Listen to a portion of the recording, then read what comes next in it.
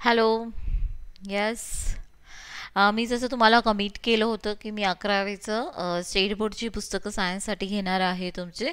तर आजपासून आपण सुरुवात करत आहोत ते तर जे तुमच्या जी कंबाईनची पूर्वपरीक्षा असेल त्याच्यासाठी काही उपयुक्त ठरेल. तर सुरुवात करूयात बायोलॉजी. आणि बघा, मी डायरेक्ट स्क्रीनशॉट्स म्हणजे स्क्रीनशॉट्स सांगा किंवा पिक्चरच डायरेक्ट घेतलेले पुस्तकाचे इंग्लिशमध्ये असेल, पण मी तुम्हाला समजून देणार आहे ते. ठीक आहे, चलो. सो बायोलॉजीचं स्टार्ट करूयात. हे कंटेंट असणार आहे, तर यातले आपण बरेचसे जे इम्पॉर्टंट पॉईंट्स असणार आहे प्रत्येक चॅप्टरचे. 16 चॅप्टर्स आहे बघा. तर सगळेचे सगळं आपलं नाही होणार, पण महत्त्वाचे पॉईंट्स मी तुमच्याशी नक्की डिस्कस करणार आहेत. ओके, चलो. सो आजचा जो पहिला टॉपिक आहे तो आपण डिस्कस करूयात, तर ते लिव्हिंग वर्ल्ड. ठीक आहे. आता लिव्हिंग वर्ल्ड जे आपल्याला क्वेश्चन विचारले जाऊ शकतात असे पॉईंट्स मी काही घेतले. तर basic principle of life, right. ठीक आहे, जीवनाचे जे काय बेसिक प्रिन्सिपल आहे, गुणधर्म आहे, ते बद्दल आहे. The living being once produce or born has to survive. For survival it needs energy. बरोबर, जगण्यासाठी आपल्याला ऊर्जेची गरज असते. अँड मेनी केमिकल मॉलिक्युल्स, आणि बरेच मॉलिक्युल्स रेणूंची गरज असते. म्हणजे जसं आपण म्हणतो ना, कार्बोदके, प्रोटीन्स, मीठ, हे सगळ्यांची गरज आहे. Yes. For energy it has to perform metabolism. आणि ऊर्जा तयार करण्यासाठी आपल्या शरीरात ऊर्जेची गरज असते. त्याच्यासाठी आपल्या शरीरामध्ये कोणती प्रक्रिया चालते? मेटाबॉलिझम, ज्याला आपण म्हणतो चयापचय प्रक्रिया. आता मेटाबॉलिझम म्हणजेच काय असतं? तर metabolism is breaking of molecules जे पण असतात, जे पण आपल्या शरीरामध्ये जे रेणू असतात, जसं कार्बोहायड्रेट्स म्हणा, प्रोटीन्स म्हणा, याचं काय होणे? तोडणे, ब्रेकिंग होणे. यालाच काय शब्द वापरला जातो? मेटाबॉलिझम. किंवा यालाच अजून दुसरा शब्द आहे कॅटाबॉलिझम. शब्द, वैज्ञानिक शब्द लक्षात ठेवा. And making of a new मॉलिक्युलला काय म्हटलं जातं विज्ञानामध्ये? अॅनाबॉलिझम. तर इथे दोन टर्म्स तुम्ही कोणते कोणते शिकले आहेत? कॅटाबॉलिझम, यस. आणि दुसरी नवीन टर्म तुम्ही काय शिकले आहेत? अॅनाबॉलिझम. दोघं काय आहेत बघायला गेले तर? हे कॅटाबॉलिझम, मेटाबॉलिझम म्हणजेच जे पण रेणू असेल याचे तुटणे, ब्रेकिंग. आणि हे म्हणजेच काय? मेकिंग, तयार होणे, निर्मिती होणे, अॅनाबॉलिझम, राईट. सो हे दोन टर्म्स लक्षात ठेवायचे तुम्हाला. आता अजून काय गुणधर्म आहे जीवनाचे आपले? काय आहे principles? From birth onwards organism show tendency of growth. बरोबर, वाढ दाखवते. यस. कोणताही सजीव असतो जसे त्याचे जीवनानंतर, जसं आपण म्हणतो बाळ असेल, बाळ मोठा होतो, असं होतं की नाही? मग प्रौढ, मग वृद्ध असं होतं. येस, याला आपण म्हणतो ग्रोथ अँड डेव्हलपमेंट. त्याचा विकास होत असतो. This growth is well orchestrate process. You might have observe sand mounts, boulders grow etcetera. This growth is not from within and hence they are not living being. आणि जी पण बघा, लक्षात ठेवा, जी पण काय वाढ होत असते ही अंतर्गत असते. अंतरातनं ही वाढ होत असते, बाहेरून नाही. तर हे एक पॉईंट लक्षात ठेवायचं बघा. This growth is not from within. म्हणजे जे पण काय आपण म्हणतो ना की जे पण नॉन लिव्हिंग थिंग्स आहेत, ठीक आहे, त्यांची ग्रोथ ही आतमधून नाही होत, म्हणून त्यांना आपण काय म्हणतो? नॉट लिव्हिंग बिंग्स म्हणतो. तर हे एक पॉईंट लक्षात ठेवायचं आहे. तर जी पण लक्षात ठेवा, लाईफची एक बेसिक प्रिन्सिपल काय आहे? Growth and development. इथे फक्त एवढा एक शब्द लक्षात ठेवायचा आहे तुम्हाला, ग्रोथ, वाढ आणि विकास. ठीक आहे. दुसरं काय आहे? Growth and development are not the process which have unlimited time span. At certain point of time the molecule organs systems begin to lose their effective working and become old. This is a ageing process of body. बरोबर, हळूहळू जसं आपण म्हणतो ना की young stage, mature stage, old stage, जसं वृद्ध होत जातात शरीराचं आपण म्हणतो ना क्रियाशक्ती कमी कमी व्हायला लागते, यालाच आपण काय म्हणतो? Ageing process. तर लिव्हिंग ऑर्गॅनिझमचं अजून एक हे काय आहे? वाढ, एजिंग प्रोसेस. तर एक नवीन पॉईंट तुम्हाला इथे लिहून ठेवायचं आहे, एजिंग प्रोसेस. ठीक आहे. Life has to continue has organism tries to produce a young ones like itself. बरोबर, जे पण सजीव असतात हे रिप्रोड्यूस होतात, रिप्रोडक्शन, प्रजनन होतं, आणि त्यांच्यासारखी प्रतिकृती किंवा त्यांच्यासारख्या पद्धती तयार करत असतात. येस, ठीक आहे. तर it is possible due to reproduction. तर सजीवांमध्ये तुम्हाला अजून एक गुणधर्म काय बघायला मिळतो? रिप्रोडक्शन, प्रजनन, है ना, रिप्रोडक्शन. आणि हे प्रजनन काही सजीवांमध्ये अलैंगिक असतं, काही सजीवांमध्ये लैंगिक प्रजनन असतं. This ensures continuity of the race. Mules, sterile worker bees do not reproduce. हे बघा, कोणते कोणते जे आहेत ज्यांच्यामध्ये प्रजनन होत नाही सजीवांमध्ये, ते आहे म्युल्स, स्टराईल, वर्कर बी मधमाशीचे एक प्रकार आहे, ते do not reproduce, yet are the living. Can we call reproduction as a inclusive character of life? Yes, it is a inclusive character of life because कारण की लक्षात ठेवा रिप्रोडक्शन होते म्हणूनच काय पिढीनं पिढी चालू आहे. येस, ठीक आहे, तर हे पण जरुरी आहे. तर रिप्रोडक्शन येस. त्याच्यानंतर as a body loses its capacity to perform metabolism the organism dies. आणि शरीरामध्ये लक्षात ठेवा चयापचय प्रक्रिया बंद झाली म्हणजेच काय होतं, द ऑर्गॅनिझम डाईज. तर चयापचय प्रक्रिया खूप महत्त्वाची आहे. बरोबर, येस. आणि ते सजीव आहे तर तो कधीतरी मरणार पण आहे, मृत पण होणार आहे. Right. Any living being response to thermal chemical or biological changes in the surrounding. This is a unique property of the living being. आपण लिव्हिंग जे पण सजीव असतात ते सगळ्यांना प्रतिक्रिया आपण देतो थर्मल केमिकल और बायोलॉजिकल चेंजेसला. यस, आपण देत असतो की नाही प्रतिक्रिया. यस, ही काय एक इम्पॉर्टंट प्रॉपर्टी गुणधर्म आहे सजीवांचं. थर्मल प्रतिक्रिया म्हणजेच काय, ऊन, आपल्याला ऊन थंडी हे सगळं कळतं की नाही. यस, केमिकल प्रक्रिया आपल्याला कळते.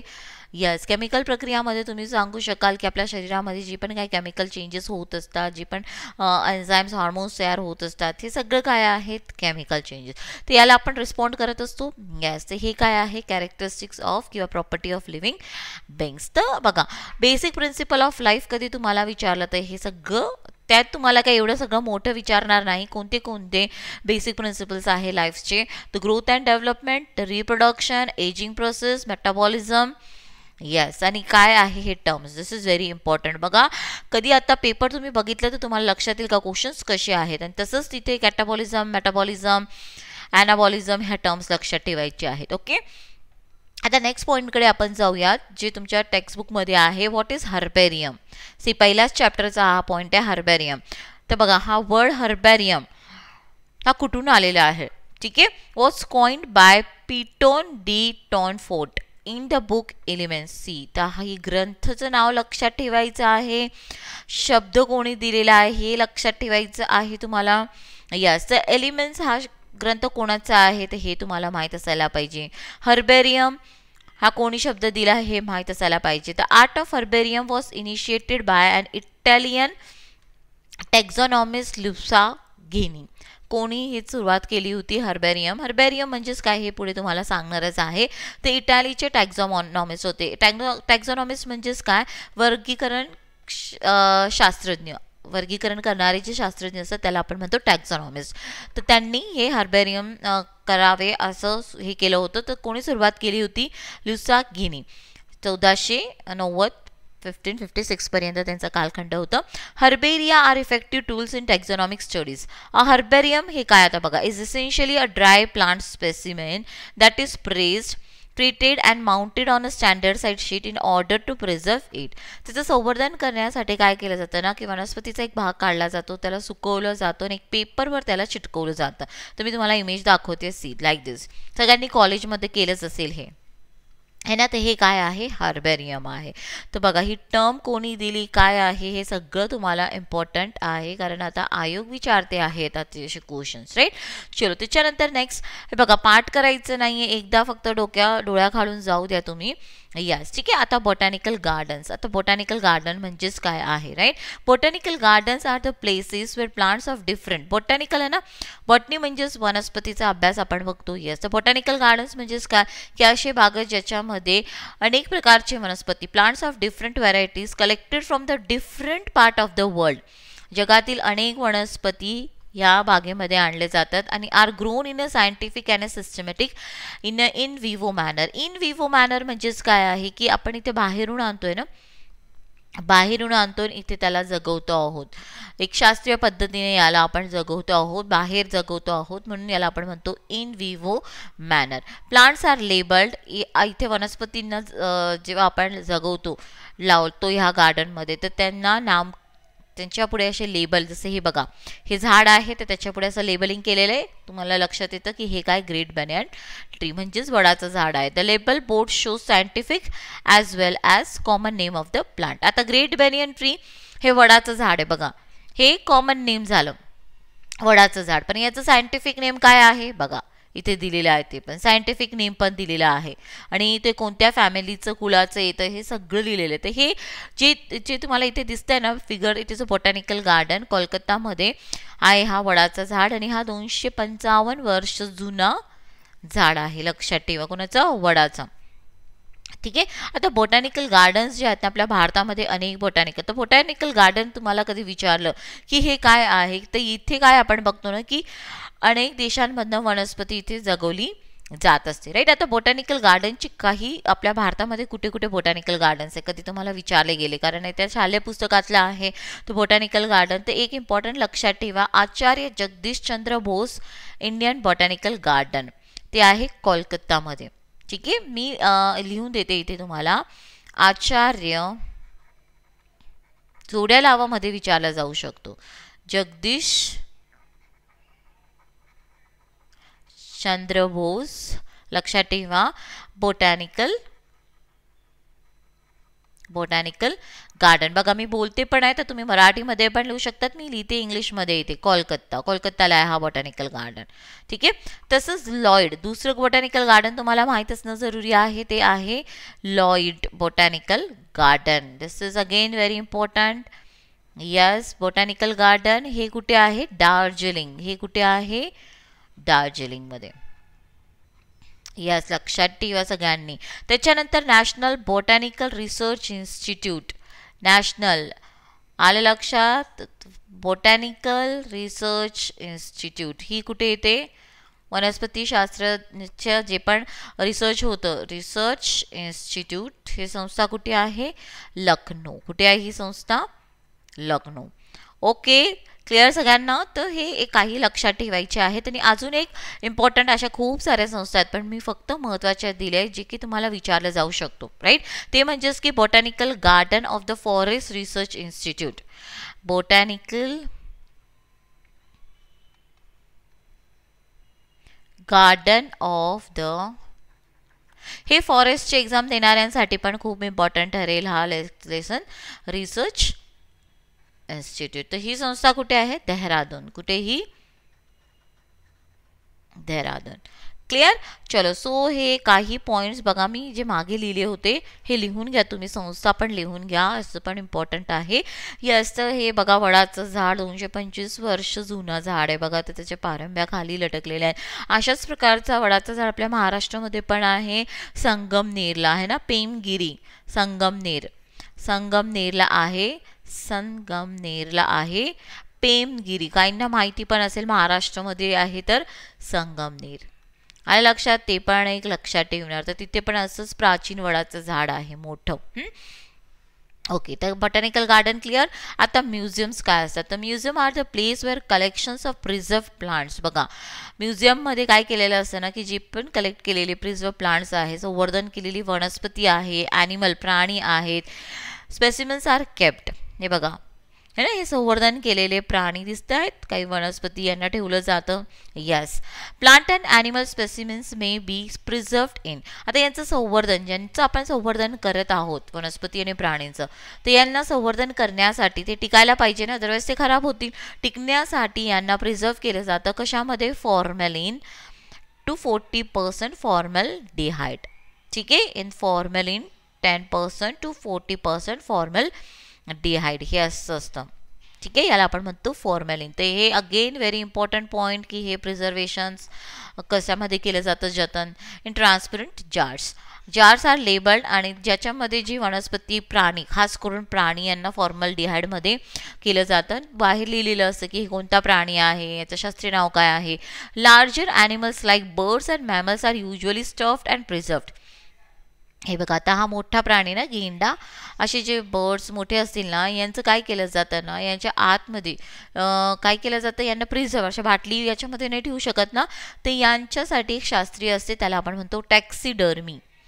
यांची त्वचा तशीच ठेवली जाते. आतला जो भाग आहे ना, आता हे मृत आहे, आतमध्ये काही घटकांचं भरले, जसं तक्के कसे आपण भरतो ना, गादी कसे भरतो, तसं आतमध्ये हे भरलं जात असतं काही पदार्थांनी. याला आपण म्हणतो taxidermy. Specimens in dried form are also kept in museum. तर हे टॅक्सिडर्मी काय आहे? Again this is very important for you. आलं लक्षात? Yes, we can even find systematic collections of shells, skeletals and animal insect box in the museum. तसंच आपल्याला म्युझियममध्ये काही शेल्स, म्हणजे शेल्स म्हणजेच काय, शिपले वगैरे असतात ना, ते कंकाल, स्केलेटल्स ऑफ ॲनिमल्स, प्राण्यांची कंकालची असतात बरं, डायनोसॉर्सचे आपण बघतो बघा, ते हे बघायला मिळतात. Thus biological museums in educational institute are reference hub of the biodiversity studies. आणि याच्या हे जे पण म्युझियम्स असतात ना, हे जैवविविधतेच्या अभ्यासासाठी आपल्याला उपयोगी ठरते. ओके, चलो आता नेक्स्ट झुलॉजिकल पार्क्स. आता बघा, बॉटॅनिकल गार्डन्स बघितला तर झुलॉजिकल पार्क्स काय आहे. झुलॉजिकल म्हणजेच इथे प्राणीचं येणार. येस, तर बघा, zoological park generally known as a zoo is a place of interest for common man. झूमध्ये जातात, लहान मुलांना जास्त असते. In a zoo wild animals are kept in captivity. See, wild animals are kept in captivity. They are protected and care is taken to provide conditions similar to the natural habitat. आता zoological park हे पण एक संवर्धनाची कोणती पद्धत आहे. X-C-to म्हणजेच काय, आता समजा झूमध्ये तिथे टायगर आणलेलं असेल, टायगर, ठीक आहे, आलं लक्षात, टायगर वाघ आणलेला असेल. हा वाघ आपण एखाद्या जंगलातनं ह्या झूमध्ये आणलेला आहे आणि या झूमध्ये याचं संवर्धन केलं जात आहे, बरोबर. आणि या झूमध्ये त्याला जशी जंगलमध्ये परिस्थिती होती तशा प्रकारची परिस्थिती झूमध्ये तयार करून ठेवलेली आहे, बरोबर. आणि ते त्यांचं संवर्धन होत आहे. तर त्यांच्या मूळ स्थानापासून आपण त्यांना बाहेर आणतोय ना, परस्थानी आणतो, म्हणून याला आपण म्हणतो परस्थानी संवर्धन किंवा एक्स-सी-टू कन्झर्वेशन. क्लिअर. तर झूमध्ये खास करून वाईल्ड ॲनिमल्स ठेवलेले असतात इन कॅप्टिव्हिटी. यस, तर in a zoo a naturalist can study food habitats and behaviour of animals. आणि याच्यामध्ये झूमध्ये तुम्ही ते प्राणी काय खातो, त्याच्या कसे फूड हॅबिट्स म्हणजे काय त्याच्या खाण्याच्या पद्धती आहे, तो कसा वागतो, हे सगळं आपण अभ्यास करू शकतो. तर flora, manuals, monographs and catalogues are some other tools of maintaining biodiversity records. बघा, बायोडायव्हर्सिटी रेकॉर्ड्स ठेवण्यासाठी हे सगळं काही आहे, कॅटलॉग, मोनोग्राफ्स. Yes, flora. बघा, flora is a plant life occurring in a particular area on time. Flora म्हणजेच काय, flora is a plant life वनस्पतीचा अभ्यास आपण याच्यामध्ये करतो किंवा वनस्पतीबद्दल लिहिलेला असतो, त्याला म्हणतो आपण flora. A monograph describe any one selected biological group. आता या मोनोग्राफ काय करतो हे बघा. हां, अगेन दिस इज, हे तुमच्यासाठी प्रश्न विचारला जाऊ शकतो. जोड्या लावा. एका बाजूला दिलेलं असेल फ्लोरा म्हणजेच काय, हे वैज्ञानिक भाषा आहे. एका बाजूला लिहिलं असेल मॅन्युअल्स म्हणजेच काय, एका बाजूला लिहिलं असेल मोनोग्राफ म्हणजेच काय, एका बाजूला असेल कॅटलॉग म्हणजेच काय, बरोबर. आता फ्लोरा वनस्पतीबद्दल माहिती. Yes, okay. मोनोग्राफ म्हणजेच काय असं, आणि वन सिलेक्टेड बायोलॉजिकल ग्रुप, एक कोणता तरी ग्रुप घेतलेला असेल. समजा सिंह असेल तर सिंहबद्दलच्या जेवढ्या काही जाती आहे, सिंहचे फूड हॅबिट्स, त्याचं वागणं कसं आहे, या सगळ्यांबद्दल माहिती दिलेली असेल तर आणि वन सिलेक्टेड बायोलॉजिकल ग्रुपची माहिती दिलेली असते मोनोग्राफ्समध्ये. Manual provide information. लक्षात, इन्फॉर्मेशन याच्यामध्ये मॅन्युअल्समध्ये अनेक प्रकारची इन्फॉर्मेशन माहिती तुम्हाला उपलब्ध होऊन जाते, आलं लक्षात. आणि लक्षात ठेवा, keys about identification of species found in a particular area. Okay. आणि कॅटलॉगमध्ये तुम्ही कॅटलॉग दिलेला असतो, तुम्हाला एखादा स्पेसिस घ्यायचा आहे तर तो स्पेसिस तुम्ही काढणार आणि त्याच्याबद्दलची माहिती त्याच पुस्तकामध्ये बघणार, याला आपण म्हणतो कॅटलॉग. तर फ्लोरा, मॅन्युअल्स, मोनोग्राफ आणि कॅटलॉग्स. कीज आपल्याला पुढे पण आहे. की म्हणजेच काय असं ना, आयडेंटिफिकेशन ऑफ स्पेसिस, एखादी प्रजाती आयडेंटिफाय करणं, त्याला समजून घेणं. आणि found in a particular area, एखाद्या भागात एखादी प्रजाती राहत असेल ना, त्याला आयडेंटिफाय करणं, याला काय म्हणतो, कीज. हे बायोडायव्हर्सिटीच्या अभ्यासासाठी खूप महत्त्वाचं आहे, बरोबर. जैवविविधतेचं, याच्यावरनं आपल्याला अनेक वनस्पती असेल, प्राणी, त्याच्याबद्दल आपल्याला माहिती समजली, अनेक प्रकारच्या वनस्पतींची, अनेक प्रकारच्या प्राण्यांची, तर तुम्हाला कळेल का किती विविधता आहे, बरोबर. म्हणून जैवविविधतेच्या अभ्यासासाठी हे खूप महत्त्वाचं ठरतं. तर हे इम्पॉर्टंट, राईट. आता नेक्स्ट जे आहेत बघा, आता झू जे आहे, झुलॉजिकल पार्क्स जे आहेत ते पण भारतामध्ये खूप इम्पॉर्टंट झुलॉजिकल पार्क्स आहेत. तर ते पण कधी तुम्हाला विचारलं गेलं, एक तर पुण्यामध्येच आहे, तुम्हाला माहीत असेल जे पुण्यात असेल, राजीव गांधी झुलॉजिकल पार्क, बरोबर. राजीव गांधी झुलॉजिकल पार्क हे कुठे आहे, कात्रज. गांधी झुलॉजिकल पार्क हे कुठे आहे, कात्रज, पुणे. यस, हे असे क्वेश्चन्स विचारतात तुम्हाला, बरोबर. जिजामाता उद्यान जिजामाता उद्यान हे पण खूप महत्त्वाचं आहे. हे मध्यंतरी खूप न्यूजमध्ये पण होतं जिजामाता उद्यान. का? कारण की हे मुंबईमध्ये आहेत. कारण की जिजामाता उद्यानमध्ये ना पेंग्विन आणलेलं आहे. आलं लक्षात? पेंग्विन. त्या पेंग्विनचं नाव आहे हम्बोल्ट पेंग्विन. Humboldt penguin.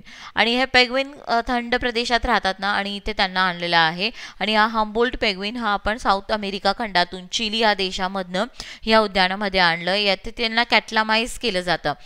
तर इथे म्हणजे अशा वातावरणामध्ये पहिले 14-13 डिग्री सेंटीग्रेड एवढं तसे तापमानामध्ये त्यांना स्वतःला या पेंग्विनला ठेवण्यात आलं. मग इकडच्या हवामानामध्ये त्यांना हळूहळू संवर्धन किंवा त्यांना एक सवय लावून दिली जाते. आलं लक्षात? यस. हम्बोल्ट पेंग्विनसाठी हे इथे तुम्हाला बघायला मिळेल. ठीक आहे. तसंच इंदिरा गांधी झुलॉजिकल पार्क. इंदिरा बघा, हे राजीव गांधी झुलॉजिकल पार्क कात्रजमध्ये आहे. ज्याचं इंदिरा गांधी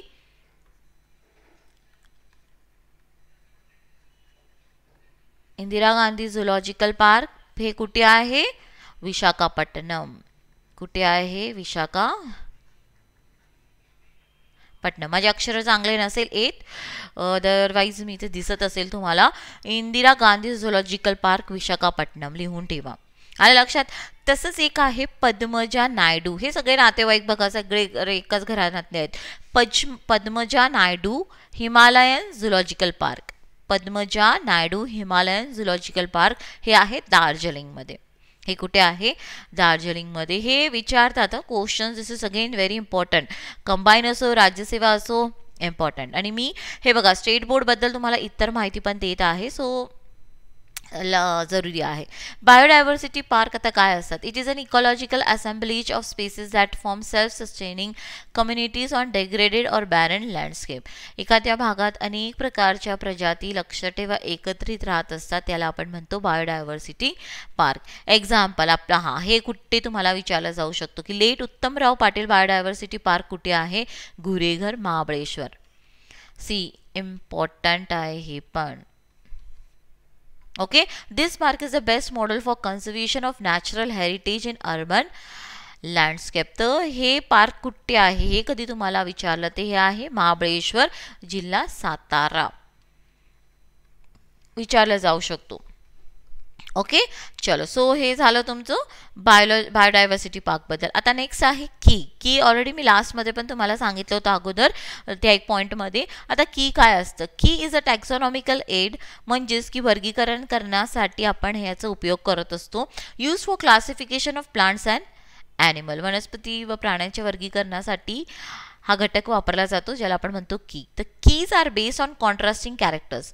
जसं बघा एखादी वनस्पती असेल, प्राणी असेल, यांचे सगळे गुणधर्म आपण बघतो. त्यापैकी कॉन्ट्रास्टिंग म्हणजेच काय? जे विरुद्ध कॉन्ट्रास्टिंग गुणधर्म जे असतील, याच्यापासून हा गुणधर्म वेगळा आहे, तर ते याच्यात बघितले जातात. आणि one of the contrasting characteristics get accepted and other rejected. The statement in the key is called as a lead. Yes. आणि एक कॅरेक्टरिस्टिक घेऊन, एक कॉन्ट्रास्टिंग, एक वेगळा कॅरेक्टरिस्टिक घेऊन इथे वर्गीकरण केला जातो. याला आपण म्हणतो की आता जसं फुलं आहेत, बरोबर, फुलं आहेत. आता फुलं जसं आपण म्हणतो हा गुलाबी रंगाचं फुलं आहे, हा पांढऱ्या रंगाचं फुलं आहे, बरोबर.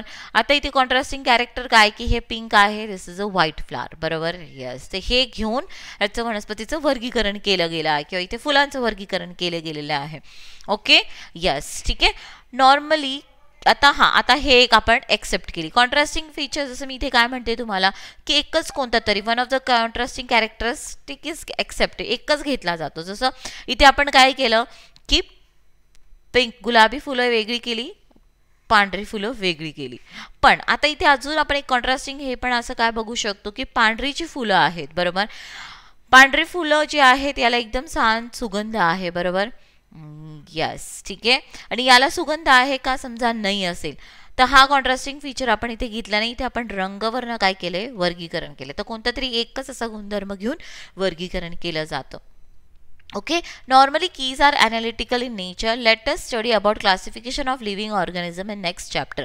पुढचा जो घटक असेल आपला चॅप्टर जो असेल तो याबद्दलच आहे की कशा प्रकारे आपण सजीवांचं वर्गीकरण करतो. ओके, चलो आता आपण काही पॉईंट्स बघूयात. ठीक आहे, SP आगरकर हे आपण म्हणतो ना की काय म्हणतात, तुम्हाला स्टेट बोर्डमध्ये दिलेलं यांच्याबद्दल वन ऑफ द लिडिंग बॉटॅनिस्ट. बघा, कधी तुम्हाला यांच्याबद्दल प्रश्न विचारला गेला की SP आगरकर हे कोण होते, झुलॉजिस्ट, बॉटॅनिस्ट, मायक्रोबायोलॉजिस्ट, काही असं टाकू शकतात. तर ही botanist.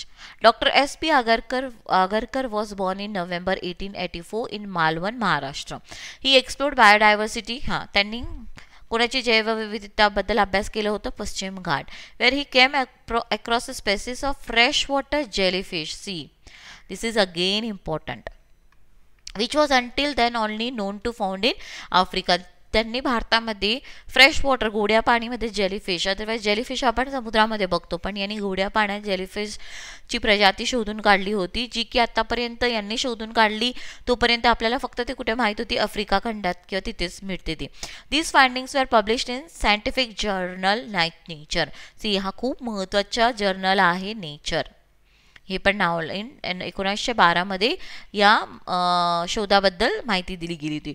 Doctor Anand Dale, the superintendent of Indian Museum in Kolkata, helped Dr. Agarkar in his further endeavors to collect, preserve and conduct microscopic examination of animal and plant species. The institute, आता ही बघा, the institute ARI Pune has been named after him.